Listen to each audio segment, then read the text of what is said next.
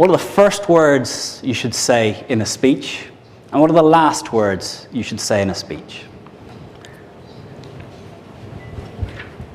Now, tomorrow, I don't know how many of you are speaking, but I guarantee if you go to conferences, 19 out of 20 speakers will start in one of these ways. Number one, my name is Conor Neill. I'm from Tango, and this talk is about the latest trend in monitoring strategies. Now, all of you are sitting with a piece of paper in front of you that says, I'm Conor Neill, I've come from Ireland, and I'm going to talk about Tango 04 and this. So, by repeating what you already know, I'm giving a signal that it's a time to get your BlackBerry out. I've just signaled that this talk is opportunity to reconnect with BlackBerry, make sure the office is okay, maybe get some plans together for the weekend. Another way to start. The lights, the mic's working. How much time have I got? Okay, right. Okay, is it plugged in? And you laugh, but I guarantee tomorrow there's going to be some moments that get a little bit of that. And why? Because this is, for some of you, the first time you see this individual. They're here as a leader in their industry. And your kid at school presenting on giraffes does a better job. That's sad. So I think there's only 3 ways of starting a speech. And it's the same if you went into a bar and there's a group of people, it's a networking event, much like you were at before you walked into this room. And maybe I came up to a group, there's a group of 3 people who are having a little conversation. I walk in and I say, hi, I'm Conor, I'm Irish, 38 years old. I have an interest in sailing, I like running. And they've walked away. So how do you get people to engage with you when you're networking? I say, in networking, the best thing you can do is walk up. I think we know someone in common. Try and walk away when someone comes up and says that to you. Hopefully you've done your research so you do know that you know someone in common, but with LinkedIn, you can find out who knows who on anyone you want. So, how to start a speech? First way, with a question that matters to the audience. How do you phrase a problem that the audience faces in a question? So that'd be the 3rd best way of starting a speech. The 2nd best way of starting a speech is with a factoid that shocks. There's more people alive today than have ever died. There's more people alive today than have ever died.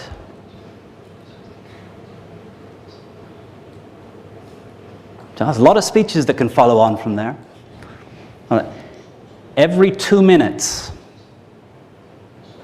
the energy reaching the Earth from the sun is equivalent to the whole annual usage of humanity.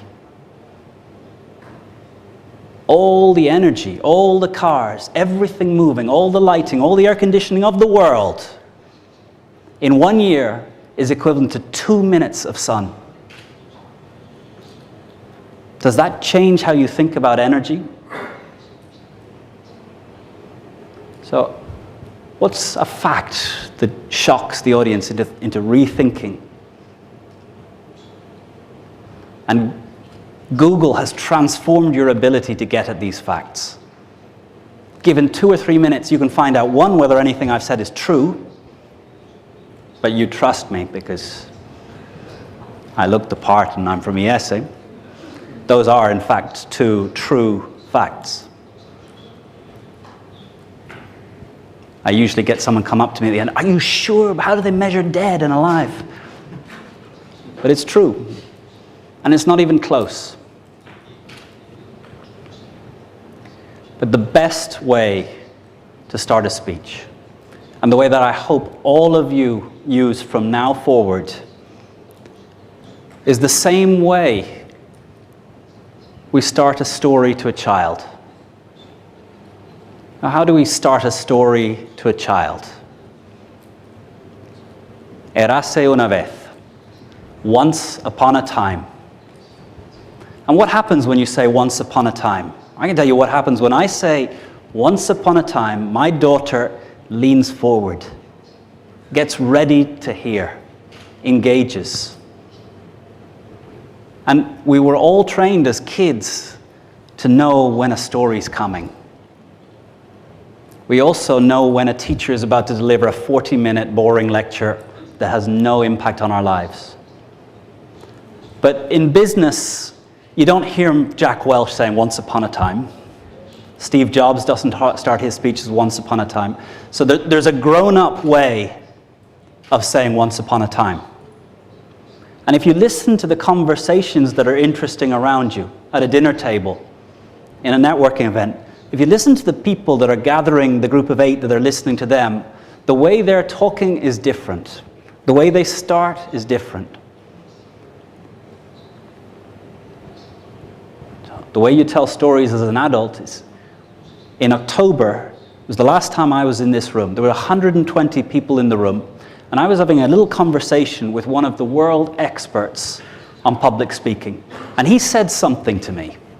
He said something to me that's had me thinking ever since. He said something to me that changed what I think about what's important in speaking. So now I can pause for about 30 seconds, 2-3 minutes, and you want to know what he said. So, in speaking in sales, we assume self-interest. So if you can tell a story from your own life that connects you to why this topic is important to you, why you first joined the company, when you first saw someone benefit, and you saw how their life was changed. And I think here, exploring what quality of life means for you. In your business, how do you affect quality of life for a customer? Because that's where the stories that will start to connect you to the audience will come from.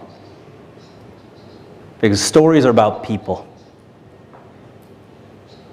They're not about objects, they're not about things. It's about the people behind the things. If you want to tell a good story about Tango, don't talk about the software. Talk about the people who built the software, what they do, how they are, what's important to them, what they sacrifice. And in your own life, what does quality of life mean? What sacrifices have you made to achieve something that was more important? And if you can tell stories and the audience connect with those stories, then they want to hear what you have to say. And all the reasons and all the benefits, they're all written in the document and in the PowerPoint. But they need to trust you. And they need to care about you as a person to engage with you and then decide that they will act.